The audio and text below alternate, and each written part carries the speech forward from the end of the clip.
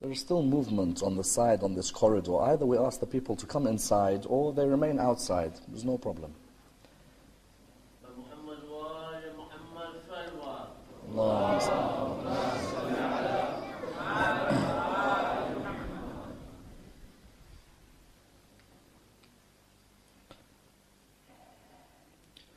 رحم الله من قرأ سورة الفاتحة. بسم الله الرحمن الرحيم. الرحمن الرحيم.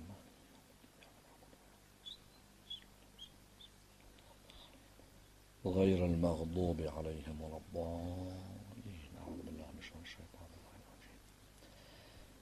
بسم الله الرحمن الرحيم.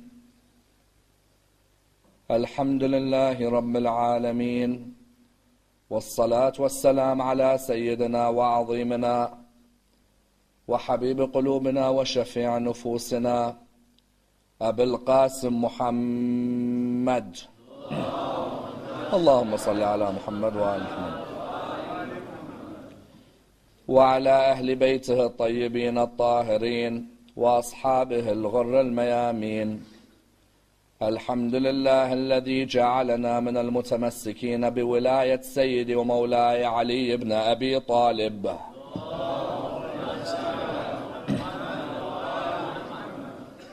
الحمد لله الذي هدانا لهذا وما كنا لنهتدي لولا أن هدانا الله. أما بعد، يقول الله في كتابه الكريم: بسم الله الرحمن الرحيم. إنما وليكم الله ورسوله والذين آمنوا الذين يقيمون الصلاة ويؤتون الزكاة وهم راكعون. The first of our loud salawat in honor of Rasulullah Muhammad sallallahu alayhi wa alihi wa sallam.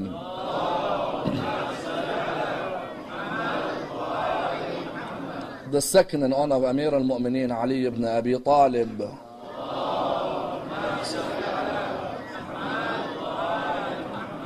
The third with your loudest voices in honor of the Imam of our time, Imam Sahib al-Asr wal-Zaman. Allahumma salli ala Muhammad wa ala Muhammad. Respected scholars, brothers and sisters, Assalamu alaikum wa rahmatullah wa barakatuh. The discussion concerning the proclamation, Ashhadu anna Aliyan waliyullah, is arguably one of the most fascinating discussions in Islamic thought.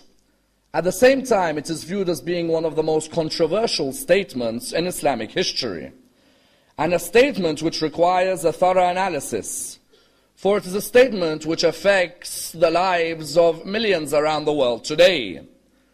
Many people would have heard, when they come towards the call of prayer, this particular statement.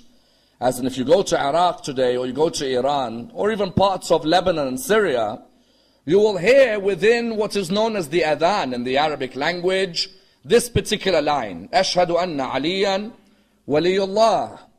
You find, however, that there are other schools within the religion of Islam who do not understand, firstly, the philosophy of Aliyun waliyullah, and secondly, when did this actually come into the Adhan? And the idea that many times, many of us would have been asked the question, that we can understand Ashhadu anna Muhammadan Rasulullah being in the Adhan. But Ashhadu anna Aliyan waliyullah is not something that was there from the time of Rasulullah. And indeed this led many to ask the question on this issue. Many came forward later and they began to ask the question, that when you come into your Adhan in your mosques, how is it that you could add to the Adhan something which Rasulullah never recited? Because in their idea, the Adhan as a call, no one can come and add, and no one can come and remove. Therefore they say that the Adhan that has to be kept is the Adhan of the Holy Prophet. The Adhan of the Holy Prophet would have had Allahu Akbar, would have had Ashhadu an la ilaha illallah, would have had Ashhadu anna Muhammad Rasulullah, but not this statement. Likewise, when you ask many of the followers of Ahlul Bayt about the line Ashhadu anna Aliyan waliyullah, you'll find that many of the followers do not know the origin of this statement. At the same time, many do not know the philosophy of this statement. When we say Ali waliyullah, what do we mean? What is the basis and the background of this line? Therefore, what do you find? You find that this needs a thorough dissection. There is a request on the back for people to move closer to the front. Sallu ala Muhammad wa ali Muhammad. Brothers, please move closer to the front. For those brothers who are coming in, there is no space.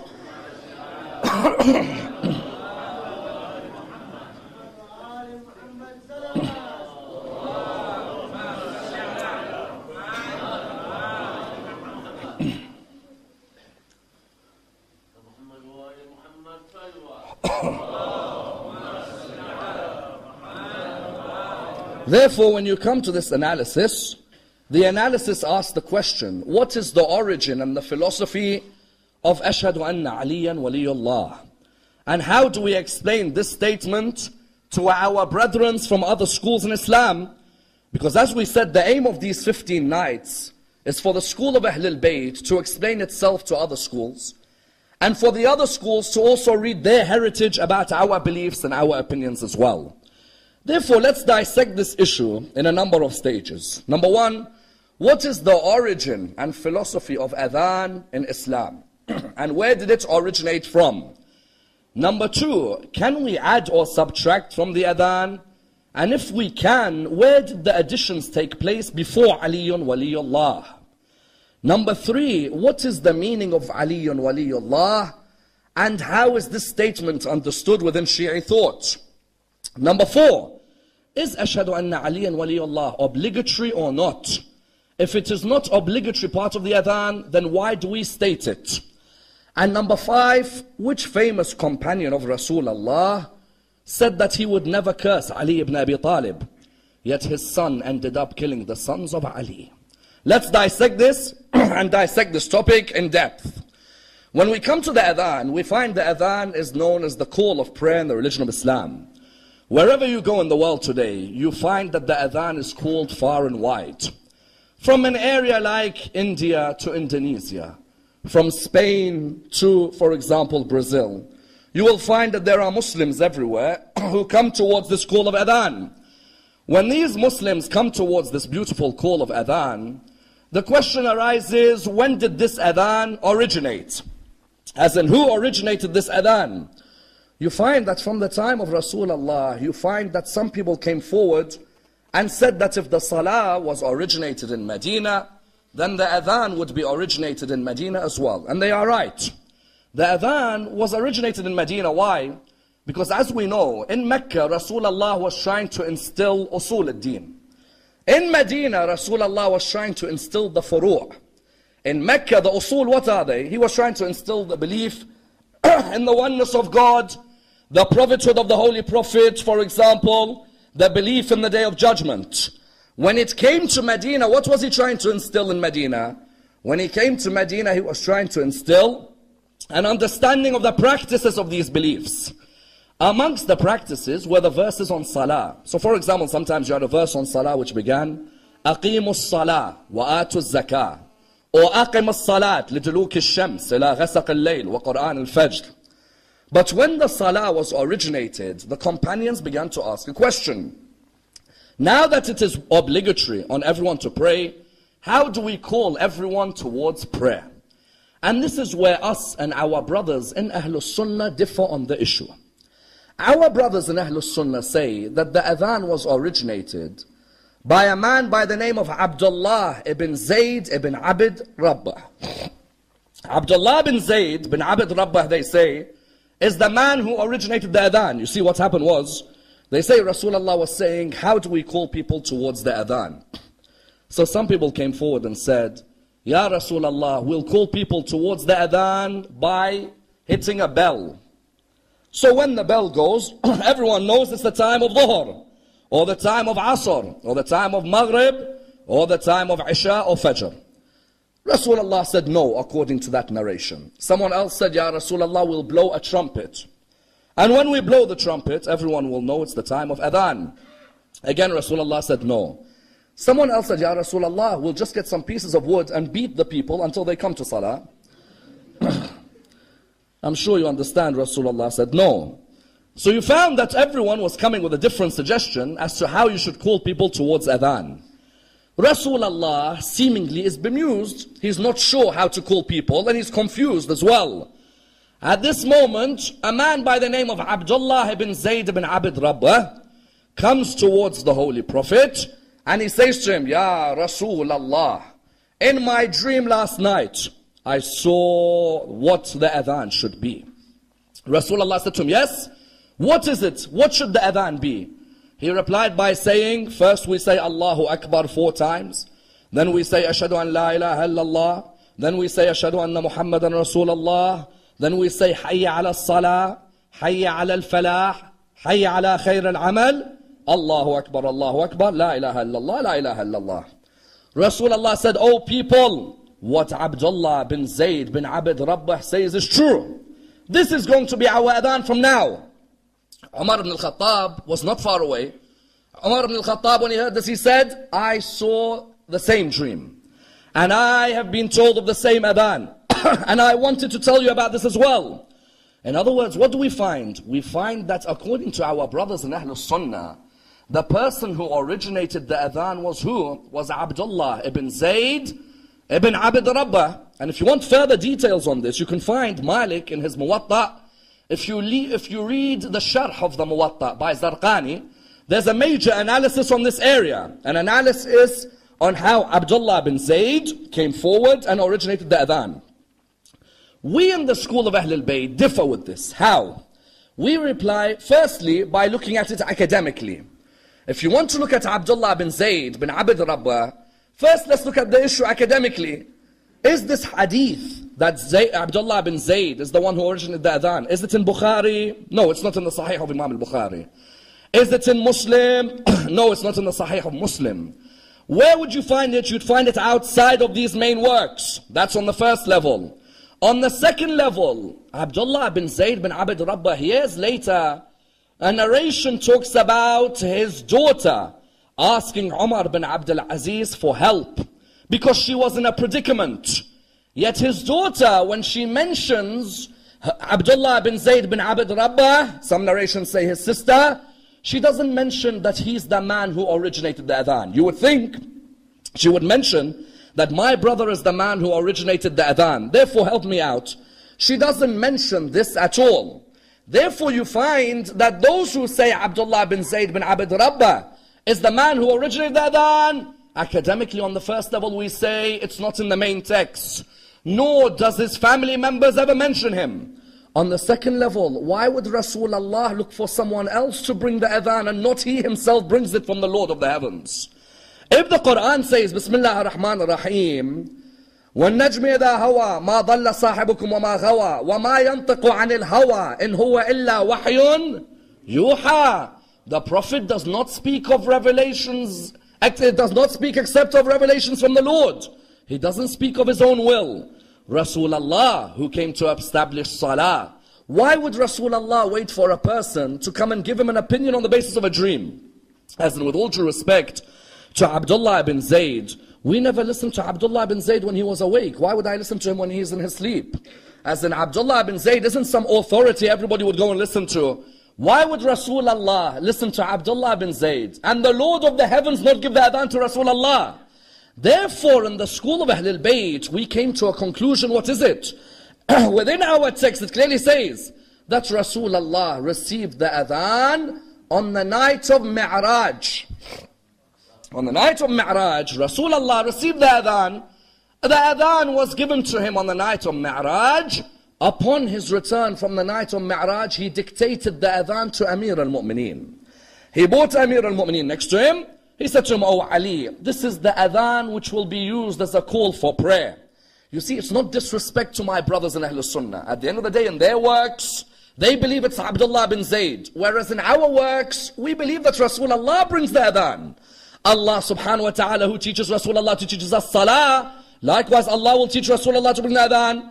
He brings the adhan towards whom? He brings the adhan on the night of Mi'raj. So Rasulullah then teaches the adhan to Ali ibn Abi Talib.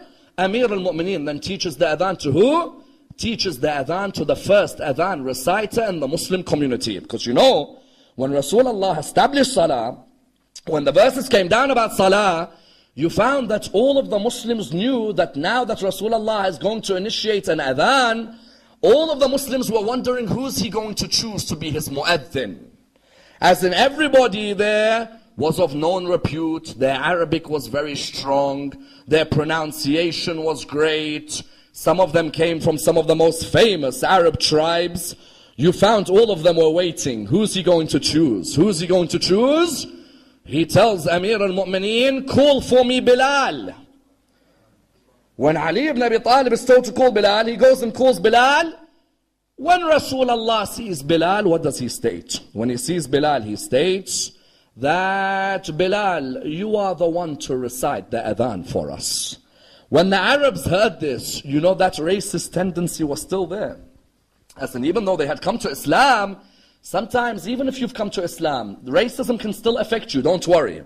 I'm telling you, there are people who cry for Abu Abdullah on the 10th of Muharram. They're more racist than a non-Muslim, believe me.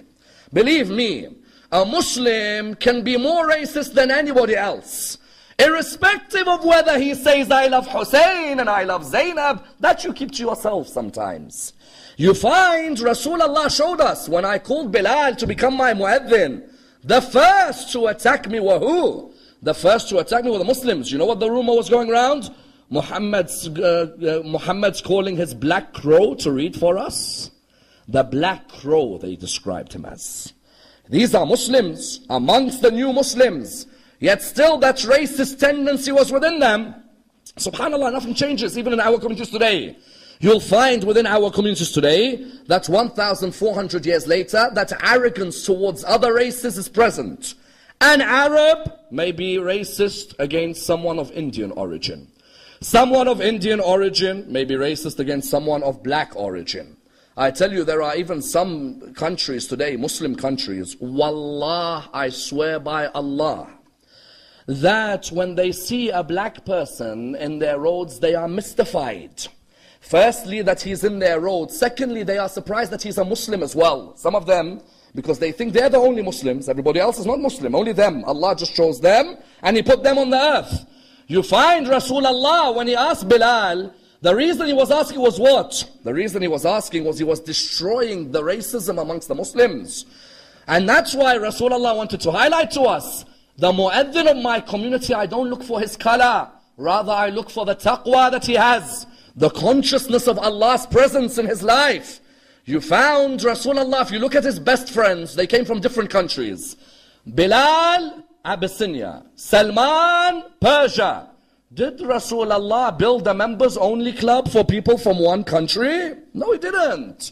Rasulullah, what did he do? Rasulullah built an institution where every Muslim was welcome. Never once would he look at their race. And that's why I'm not surprised that later on, when our 6th Imam marries a lady from North Africa, 7th Imam, lady from North Africa, 8th Imam, lady from North Africa, 9th Imam, lady from North Africa, 10th Imam, lady from North Africa. I asked them, I say, Imams of Ahlul Bayt, why don't you marry only from Medina? No! It's because we want to destroy racism. We marry from Africa without any problem. So why can't our communities do the same? When he called Bilal, the rumor went round. What was it? The rumor that went round was Muhammad calls his black crow. At the same time, the second rumor that went round on the adhan was what? Bilal couldn't pronounce sheen. Bilal used to say seen. When he comes to a line in the adhan, there are many lines in the adhan which have sheen. So some people came forward and said, Ya Rasulullah, Bilal, when he recites the adhan, instead of ashhadu, he's going to say ashhadu. Surely, you have better than Bilal to recite. To which Rasulullah replied, the seen of Bilal is sheen in the eyes of Allah subhanahu wa ta'ala. That's it. The niyyah is vital. That when it comes to a pronunciation, what's vital is the niyyah. If your niyyah is to pronounce the letter properly, Allah understands your background. When it came to Bilal, Bilal would come and he'd recite the adhan. And I tell you, Rasulullah used to say, oh Bilal, please me with your voice. Oh Bilal, soften me with your voice. And that's why after Rasulullah died, Bilal had a monumental political stand after Rasulullah died. What was the stand? After Rasulullah died, I defy anyone to show me Bilal reciting adhan for the governments after Rasulullah. Bilal stops reciting adhan. Why? The mu'adhin of Rasulullah stops reciting adhan. Why?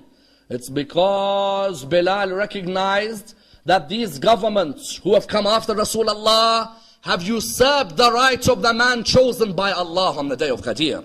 And that's why he was exiled to Sham. Those of you here, how many of you have been to Bab al-Saghir in Sham? When you've been to Bab al-Saghir, you see the grave of Bilal and Bibi Fidda, isn't it? In Sham. Bilal, why did he die in Sham? Because they exiled him. Get out! How dare you stop reciting adhan for our government? In the time of Rasulullah, you are a muaddin. Why don't you recite? And especially, why don't you recite for the man who freed you when you were a slave? Because the idea was that Abu Bakr, the first Khalifa, freed Bilal when Bilal was a slave. So Umar ibn al-Khattab said to him, oh Bilal, Abu Bakr freed you and now you don't recite adhan for him? Bilal replied, if he freed me, so I work for him, then here I am, I'll be his slave now and I'll continue to work for him. If he freed me for the sake of Allah, then Allah will reward him. But if he freed me to leave the man chosen on the day of Ghadir, that I will not do. The man chosen on the day of Ghadir, I remain loyal to him for the rest of my life. And that's why in Ikhtiyar al-Rijal of Shaykh al-Tusi, it's clearly mentioned, Bilal al-Habashi. May Allah have mercy on him, for he remained loyal to us, al-Muhammad. He never left us when others left us after Rasulullah died. And that's why the power of adhan was there. That later our fourth Imam would say in Risalat al-Huquq, I recommend all of you brothers and sisters, after the Quran, read Risalat al-Huquq of our fourth Imam. In one part of Risalat al-Huquq, do you know what the Imam says? The right of the mu'adhin. Risalat al-Huquq is the treatise of rights. The right of God, the right of yourself, the right of your father, the right of your mother, the right of your non-Muslim companion, the right of your parents and so on. One of the chapters is called the right of the mu'adhin. You think the mu'adhin in the community is something small? Imam Zain al-Abidin in Risalat al-Huquq, you know what he says? The right of the mu'adhin in your community is that you go and thank him, for he calls you towards the greatest rizq. Isn't it? Isn't salah the greatest rizq in our life? Is there a sustenance like salah? That man, when he says, Hayya ala salah, that man's calling us to the greatest rizq. So Imam Zain al-Abidin says, go and thank the mu'adhin in your community. For the mu'adhin is the one who brings you towards the greatest rizq.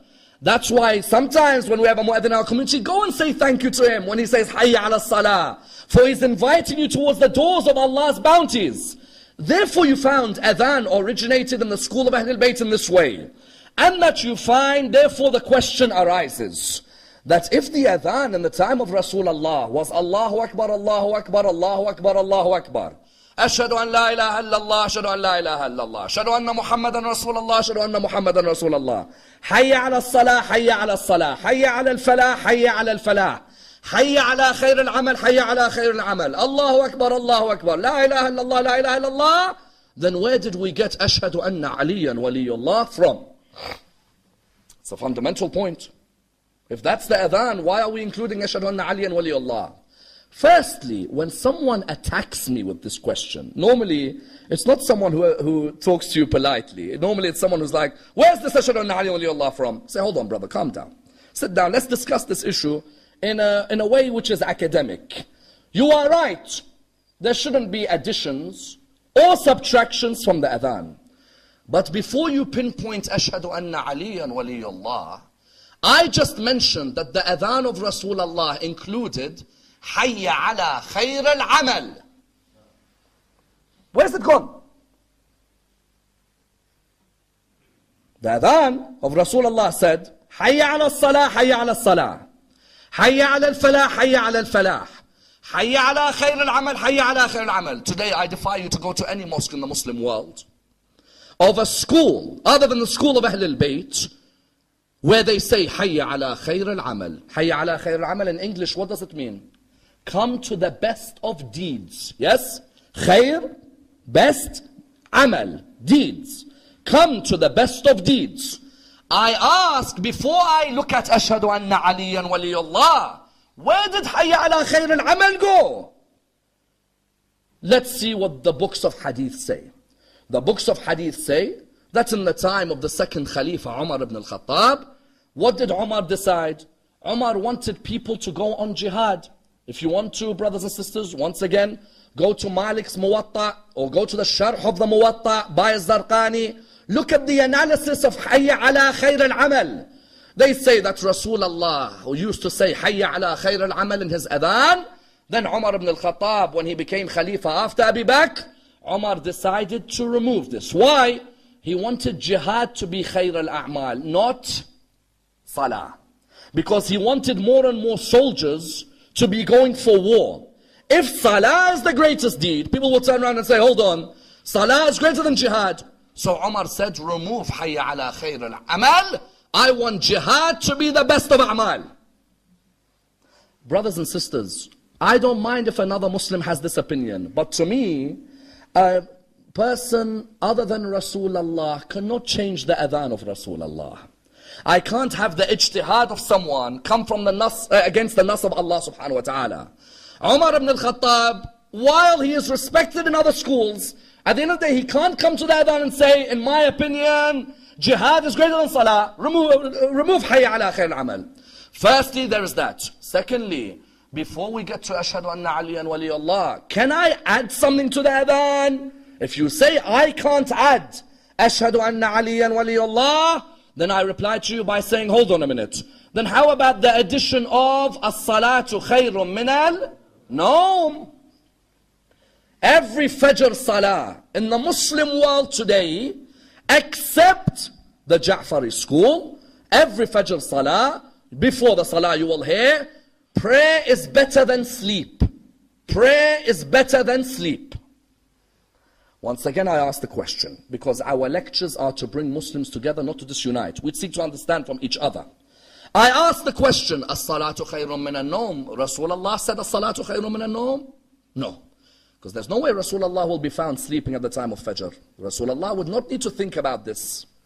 Then who is it that said it? Abu Bakr? No. The first Khalifa did not allow as-salatu khayrun min al-nawm into adhan. He's not the one who innovated it. Who again is the one who brought it into the salah?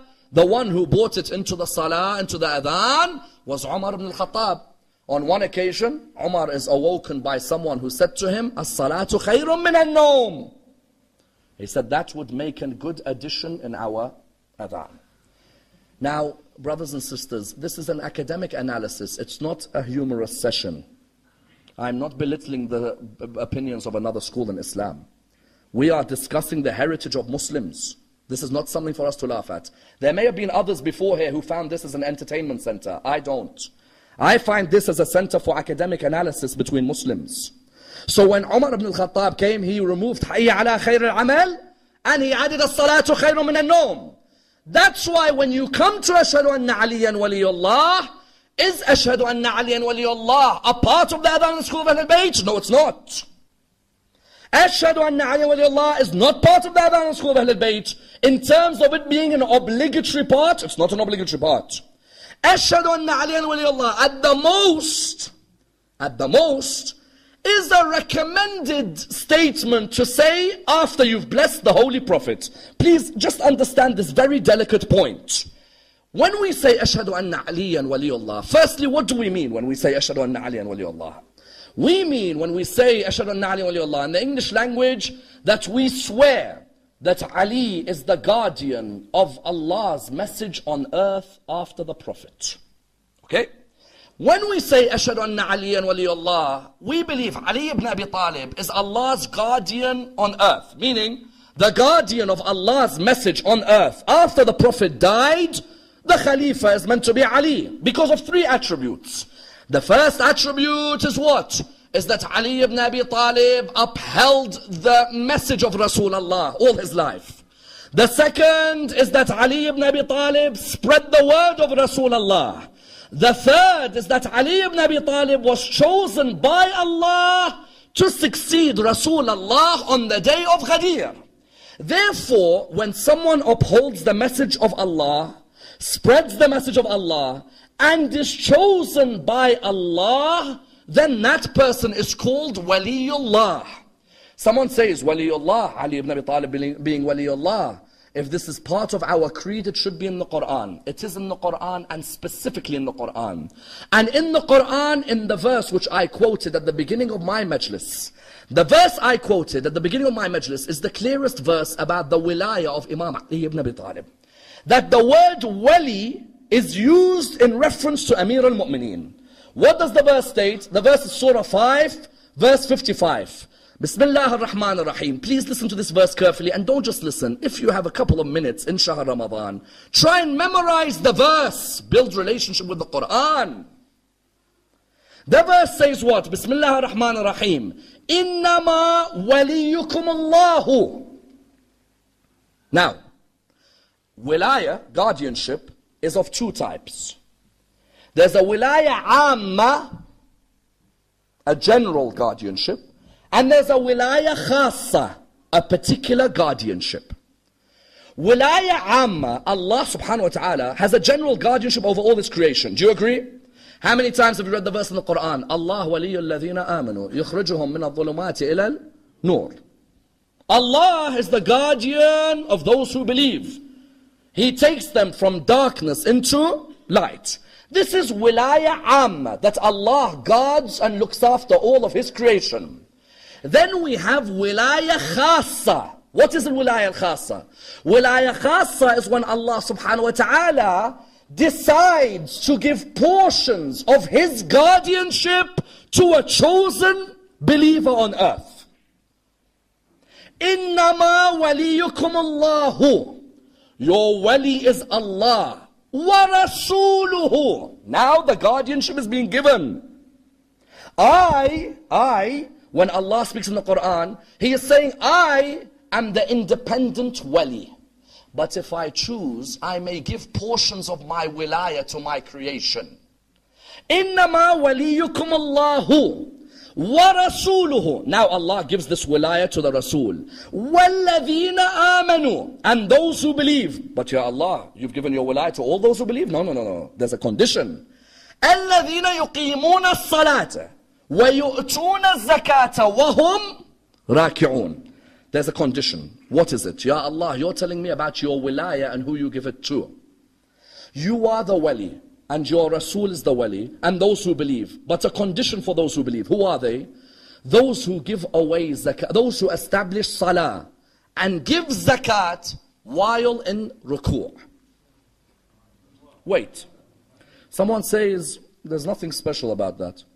People pray, and people give zakat, and people do ruku'. Look at the verse again. There's something very specific. What is it? يُقِيمُونَ الصَّلَاةِ وَيُؤْتُونَ الزَّكَاةِ. Yes? Is ruku' part of salah? Is ruku' part of salah? Yes. So why do I need to mention ruku' specifically later? Just think about it. الَّذِينَ يُقِيمُونَ الصَّلَاةِ. That's it. Ruku' is part of salah. Why do I need to mention later and those who are in ruku'? Ya Allah, but salah involves ruku'. It means an act took place specifically in ruku', where one man and one man alone in history gave away his ring in his ruku'. Now, in the mosque of Rasulullah in Medina, a poor man walks around looking for someone to give him some charity. And everyone is busy, none will give him. He stood in the mosque of the Prophet and he said, Ya Allah, I have come to the Prophet's mosque in Medina, and I have looked around for charity, and none has given me. Ya Allah, I ask you to answer my dua under this dome, under this mosque. Answer my dua with someone giving me some charity. The moment he asked this dua, can't Allah answer a dua in a split second if He wants to? And there was a man in his salah. And a true salah is a mi'raj of a mu'min, isn't it? If you're truly concentrating in your salah, you're in mi'raj. Rasulullah used to say, as-salat mi'raj al-mu'min. Ali ibn Abi Talib begins his salah. This man begins his dua. Ali ibn Abi Talib finishes as he's going towards ruku'. This man's dua is to be answered. Allah wanted to use an intermediary to answer this man's dua. He used Ali ibn Abi Talib in ruku' to answer this man's dua. Some came forward and said what? Some came forward and said, that means Ali ibn Abi Talib doesn't concentrate in salah. Because how could Ali ibn Abi Talib know there's a poor man? Ibn Jawzi, the famous scholar of Ahl Sunnah, says, all of you have got it wrong. When a man is intoxicated with love for his Lord, then his Lord uses him to answer the prayers of his believers. Says Ali ibn Abi Talib was so intoxicated in the love that in one moment he was a servant of Allah and a servant of the creation of Allah at the same time. And that's why when he gave away this ring, someone says, yes, but do all schools believe something happened with the ring in ruku'? If you go to the tafsir of Dr. Wahb al-Zuhayli, one of the famous renowned scholars of Ahlul Sunnah until today, in his tafsir he says, definitely, something was given away in ruku'. It was either Abu Bakr or Ali. No problem, I don't mind. It's either Abu Bakr or Ali who gave away his ring for this verse. That's good enough for me. Because in my literature it's Ali. At least in their literature they admit that yes, something happened in ruku'. Because Allah subhanahu wa ta'ala, if salah involves ruku', would not say وَهُمْ رَاكِعُونَ. Salah already involves ruku'. It means that in ruku', Ali ibn Abi Talib became Allah's wali on earth. So the verse said, إِنَّمَا وَلِيُّكُمُ اللَّهُ وَرَسُولُهُ, and the man who gave away. That was the wilayah being given. Therefore, we believe in Ashhadu anna Aliyan Waliullah, that Amir al-Mu'mineen through this verse was made Allah's wali. Does this give us a right to take our belief of Ashhadu anna Aliyan Waliullah and place it in adhan? No, it doesn't. No, it doesn't. Just because you believe in something doesn't mean you come and start changing the adhan. Otherwise, what Ammar ibn al-Khattab did, there's nothing wrong with it. Ammar ibn al-Khattab added to the adhan, subtracted from the adhan. We in the school of Ahl al-Bayt, we never say and we do not accept anyone who believes Ashhadu anna Aliyan Waliyullah is an obligatory portion of the adhan. Never. To think that Ashhadu anna Aliyan Waliyullah is wajib in adhan is wrong and is not part of our school. So someone asks, then what was the basis of Ashhadu anna Aliyan Waliyullah? The basis comes from a number of angles. And please try and understand this delicate discussion. The basis comes from a number of angles. Firstly, someone says, Shaykh al-Saduq, on some of the notes of Man La Yahdarahu al-Faqih, Shaykh al-Saduq sends la'na on a group called the Mufawwada, who say, Ashhadu anna Aliyan Waliyullah. He says la'na on them. Shaykh al-Saduq does la'na on the one who says, Ashhadu anna Aliyan. The Mufawwada, one opinion is that they were of the belief that Ashhadu anna Aliyan Waliyullah is a wajib part of adhan. Shaykh al-Saduq reached a stage where he even did la'na by saying what? By saying you can't just come and add a portion to the adhan and say that it's a wajib part. The adhan that came with Rasulullah, that is the adhan that is wajib. So then the question arose, why would the ulama allow Ashhadu anna Aliyan Waliyullah? They allowed it because of a number of reasons. One reason was, they say, yes, it's not wajib. But we have many hadiths which say, whenever you praise me, praise Ali bin Abi Talib. Many hadiths from Rasulullah. Rasulullah has many hadiths where he says, whenever you send blessings on me, send your blessings on Ali bin Abi Talib.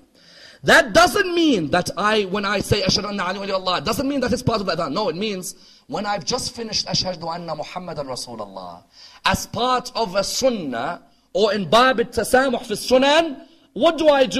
I come forward and I say, wa ashhadu anna Aliyan Waliyullah. Do you notice the wow even there? Do you notice the wow? It's like Ashhadu anna Muhammadan Rasulullah, Ashhadu anna Muhammadan Rasulullah, wa ashhadu anna Aliyan Waliyullah. Not that I'm making Ashhadu anna Aliyan Waliyullah part of adhan, but that what I'm praising is I'm praising Ali because I've just praised the Holy Prophet as well. And that's why what you find of the utmost importance here, that we say very clearly that a person cannot come and say Ashhadu anna Aliyan Waliyullah is part of the adhan. No.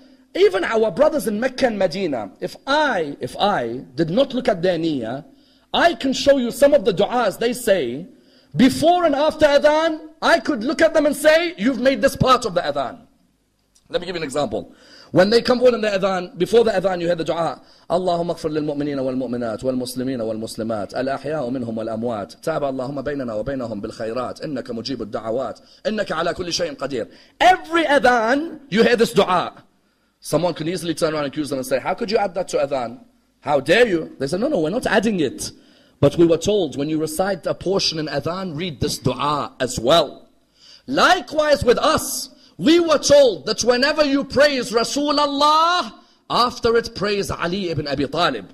Wajib that I add Ali ibn Abi Talib in adhan? No. A person who recites adhan and thinks Ashhadu anna Aliyan Waliyullah is wajib, his adhan is void. Let's be clear on that. This is not a competition where people have to put forward their beliefs. And that's why I remember Shaykh al-Tusi saying something very clearly. Shaykh al-Tusi in his book Al-Mabsut, Shaykh al-Tusi within the Mabsut, you know what he says? He says there is no sin on the person who says Ashhadu anna Aliyan waliyullah. But he is doing it from the door of what? From the door of recommendation. That when Rasulullah is praised, you praise Amir al-Mu'mineen. That's it.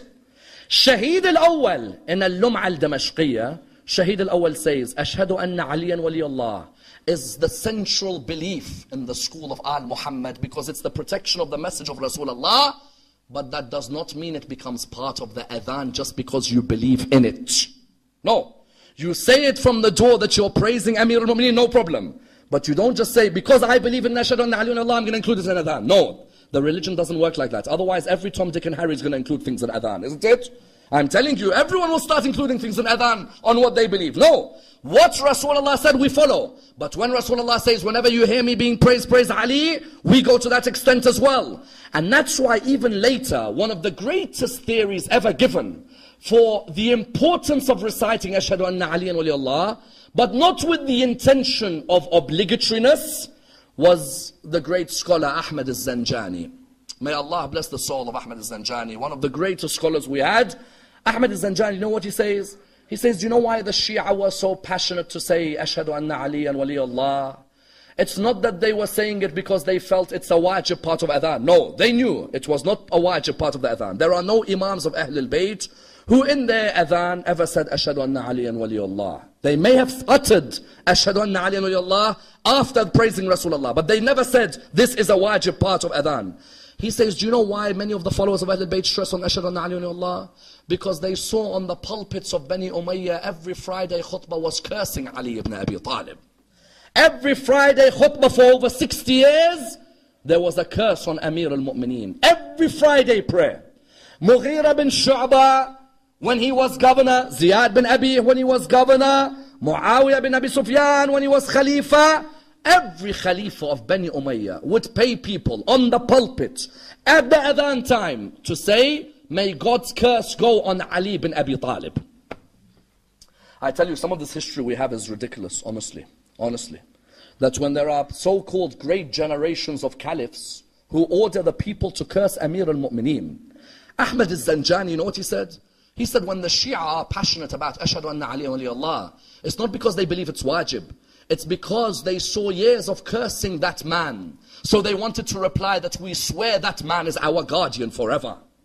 You see these people, Muawiyah, there is a hadith within the Sahih, Muawiyah comes to Sa'ad bin Abi Waqqas. He says to him, Sa'ad, why don't you curse Ali ibn Abi Talib? Sa'ad replies, I will never curse Ali ibn Abi Talib because of three things. The first is the day of Khaybar. That all of us were waiting to see who's going to be given the banner on that day. And Allah decided to give His banner to a man who Rasulullah said, me and him love Allah and Allah and me love him. That day we were waiting, the following day it was given to Ali ibn Abi Talib. The second was the event of Mubahala, when Ali ibn Abi Talib, the Quran said he is the nafs of Rasulullah on the day of Mubahala. The third is the incident of Tabuk, when Rasulullah said, Ali is to me, like Aaron was to Moses, except that there is no prophet after me. He said, I would never curse Ali ibn Abi Talib when Ali ibn Abi Talib has these merits. You found it became normal to curse Amir al-Mu'mineen every Friday in Salat al-Jum'ah. They would begin the khutbah with a curse on Ali ibn Abi Talib.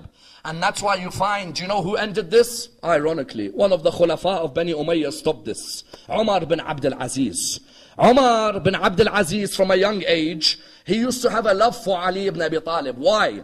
Umar bin Abdul Aziz says, when we were young, we would curse Ali ibn Abi Talib. It would be like, you know, the swear word of the time. You'd curse Amir al-Mu'mineen. He said, from a young age, we would curse Amir al-Mu'mineen. And when we would curse Amir al-Mu'mineen, one day my Quran teacher frowned at me when I cursed. When he frowned at me, I looked at him, and I said to him, it's a young Umayyad boy, he's a prince. He said, I looked at my teacher and I said, how dare you frown at me like that? What have I said wrong? He said, Umar, when we recited the Quran, did we talk about the people of Battle of Badr? He said, yes. He said, does Allah praise those who fought at Badr? He said, yes, He does. He says, what do you think of a person who killed 35 out of the 70 on the day of Badr? He said, that person's a great man. That he could kill 35 out of 70. He said, that person is the one you children all curse every day. Umar bin Abdul Aziz says, even when I used to speak to my father, Abdul Aziz, he says, Wallah, when he used to come to mentioning the name of Ali, he'd stutter. He is so eloquent, but when he brings the name of Ali, he stutters. I said to him, Dad, what's wrong? Whenever you bring this man's name, you stutter. Every other man's name, you're so eloquent. He said, because this man, if people knew what he was, they'd never give us power. This man, if people knew what he was, us Bani Umayyah would not be in power. This man, until today, there is stuttering that comes within us. Therefore, you found when we, the Shi'ah, say, Ashhadu anna Aliyan waliyullah, are we saying it with the niyyah that it's part of Adhan? No. We are saying it that the idea was that Rasulullah said, whenever you praise me, you praise Imam Ali. That Rasulullah on the night of Mi'raj saw Ashhadu an la ilaha illallah, Ashhadu anna Muhammad Rasulullah, Ashhadu anna Aliyan waliyullah written. And that we are hurt by those who cursed Ali and the children of Ali. That our statement, Ashhadu anna Aliyan waliyullah, is the statement of Hujr bin Adi, and Ammar bin Hamaq al-Khuza'i, and Rushayd al-Hajari, and Maytham al-Tammar. Those who sacrificed their lives to look after the wilayah of Imam Ali ibn Abi Talib. You hear in my lecture at the beginning, what do I say? Alhamdulillah alladhi ja'alana من المتمسكين بولاية سيدي ومولاي علي ibn Abi Talib. My praise to Allah who allowed me to hold on to the guardianship of Ali ibn Abi Talib. And that's why Sa'ad bin Abi Waqqas would not curse. Muawiyah said to him, curse Ali. Sa'ad wouldn't. The irony of ironies, that Sa'ad bin Abi Waqqas' son Umar ibn Sa'ad takes after the command of the religion of Islam. His father Sa'ad bin Abi Waqqas wouldn't curse Ali ibn Abi Talib. Whereas Umar bin Sa'ad ends up not just cursing Ali ibn Abi Talib, but cursing the children of Ali ibn Abi Talib, and massacring the children of Ali ibn Abi Talib. Do you know Imam al-Hussein how much he told Umar bin Sa'ad before Karbala? He said to him, Umar bin Sa'ad, I tell you, like I've told Hur bin Yazid al-Riyahi, that they've promised you great governments, great palaces. You won't get any of them. What has Yazid promised you? He said, Yazid has promised me Ray, which is modern day Tehran. He said, Yazid has promised me Ray. Imam al-Hussein said to him, Umar, I'm telling you, you will not get Ray. He will not give you anything. When have you seen Bani Umayyah be loyal to their promises? Then he looked at him and he said, Oh Umar bin Sa'ad, you curse my father Ali, and you curse my mother Fatima, and you curse me as well. I'm willing to give you the land of Bughaybaga. The Bughaybaga was a piece of land on the outskirts of Medina, which Muawiyah used to beg Imam Ali to sell to him. Muawiyah used to beg Imam Ali, sell me the Bughaybaga. The Bughaybaga was a huge piece of land which was worth millions at the time.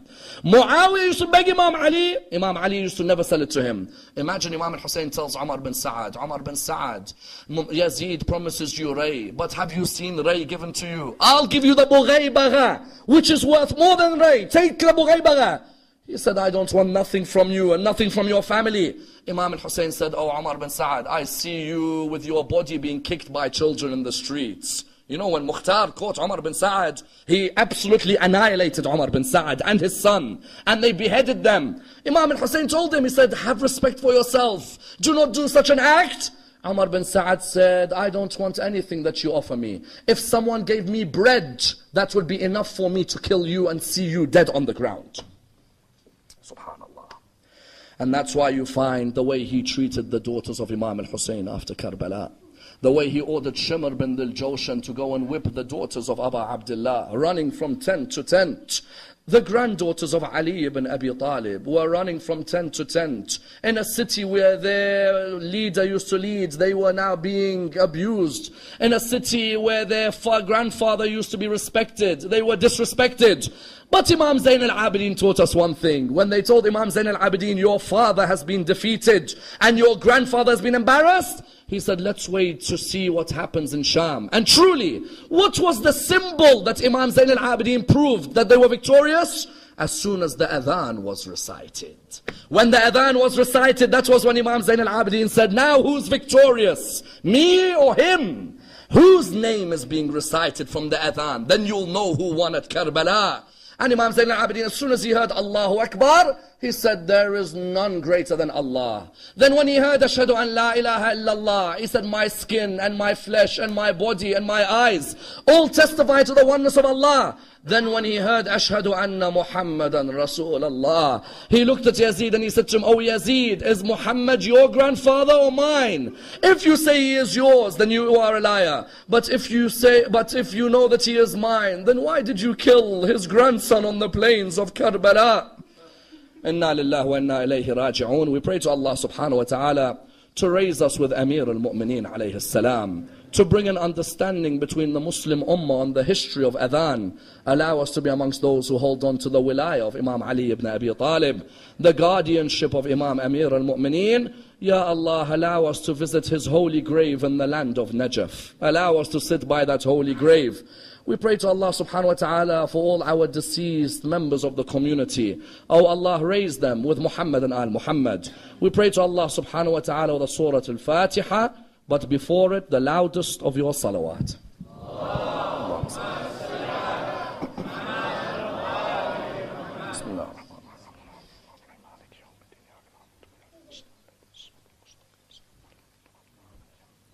غير المغضوب